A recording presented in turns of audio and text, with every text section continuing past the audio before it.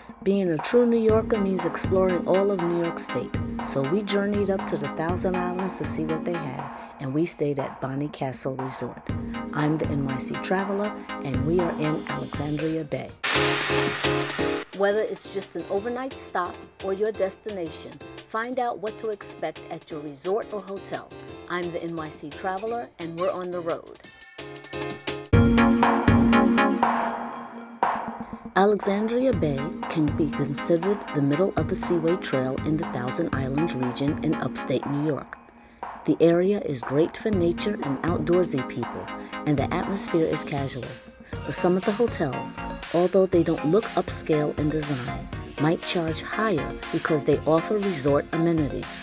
Many of the Thousand Islands area's activities are for daytime, so the towns and resorts provide what to do in the evenings.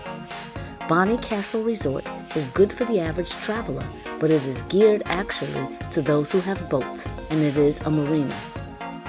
The hotel is a bit rustic in design, but it is a good location, and it's in Alexandria Bay, looking directly across the area's main attraction, Boldt Castle. If you want, you could walk the half mile to James Street, the main area of Alex Bay, or you can drive.